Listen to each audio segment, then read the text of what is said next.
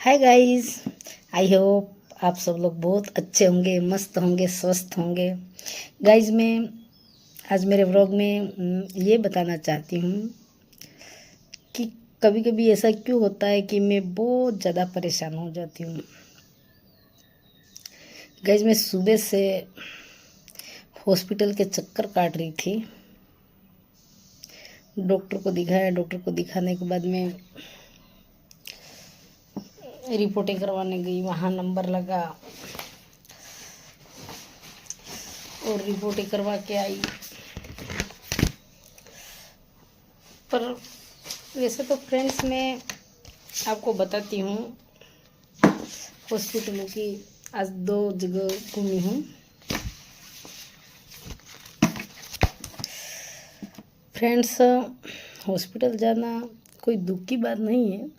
हालांकि मैं आपको ये बताना चाहती हूँ कि मैं कहीं भी जाती हूँ, मेरे ये जो शरीर स्किन पे जो काले धब्बे पड़ गए हैं, साल भर में स्किन डिजीज़ की प्रॉब्लम से बहुत हालत ख़राब हो गई थी।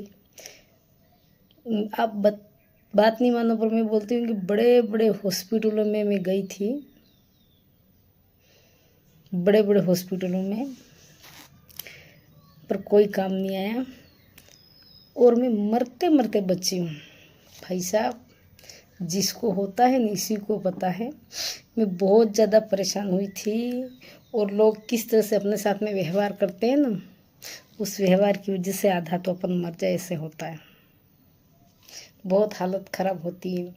फ्रेंड्स में स्किन की प्रॉब्लम देख सकते हो आप, मेरे ये ऐसी ही पूरी बॉडी पे ये ऐसा ही है।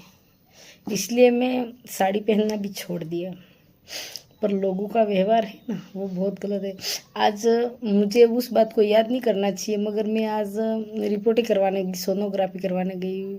जैसे ब्लड लेते हैं सैंपल, तो लोग मेरी स्किन को देख के, नहीं आपको क्या हुआ है, ये अभी तो नहीं आपको खुजल आती है क्या, आपको ये होता है क्या। डॉक्टर लोग सैंपल लेने वाले तो ठीक बात है, सोनोग्राफी कराने वाले डॉक्टर हैं, सोनोग्राफी करने वाले डॉक्टर ने भी मुझे, आपको ऐसा तो नहीं हुआ, आपको अभी कुछ हो रहा है क्या, कहने का मतलब उनकी बातों से मुझे पता लगता है कि वो लोग किस तरह से देखते हैं मुझे। यूँ फ्रेंड्स, बहुत स्थिति खराब होती है जब सामने वाला व्यक्ति अपन को इस तरह से बोलता। मैं कहीं जाना आना, रिश्तेदारी में भी ज़्यादा नहीं जाती हूँ, कहीं नहीं जाती हूँ, बस मेरा घर, मेरी ड्यूटी और मैं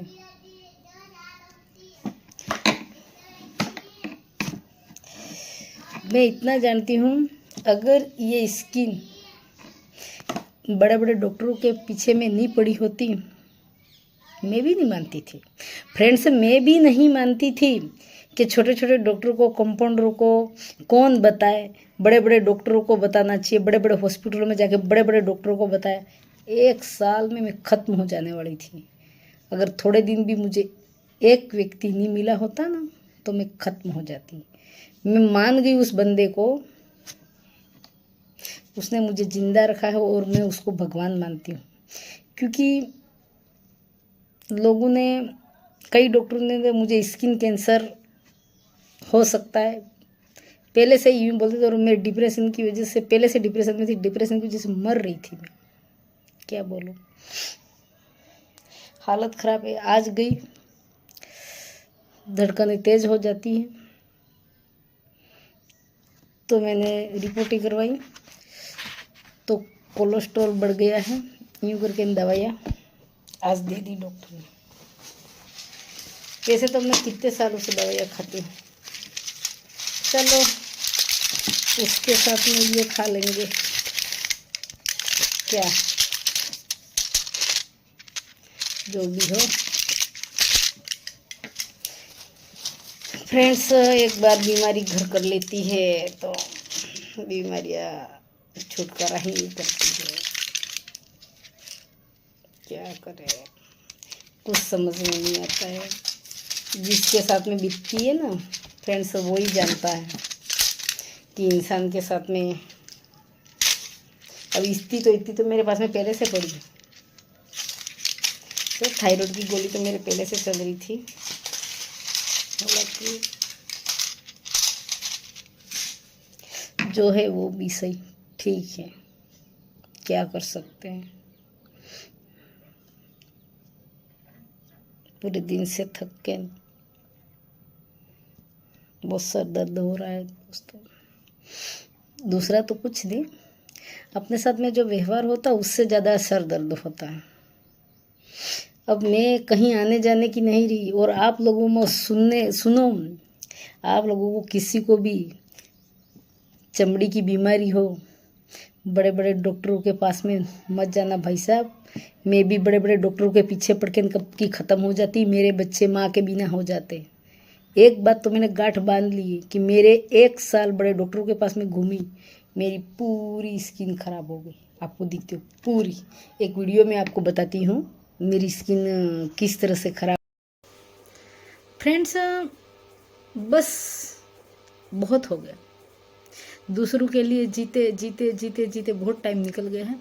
बस अब मुझे समझ में आ रहा है, अब मुझे मेरे लिए ही जीना है, क्योंकि मैंने ज़िंदगी में तो मेरे लिए तो जी ही नहीं कभी। आपने मेरी ये वीडियो देखी होगी, ये इस हालत से हुई थी और मैं मरते मरते बची थी।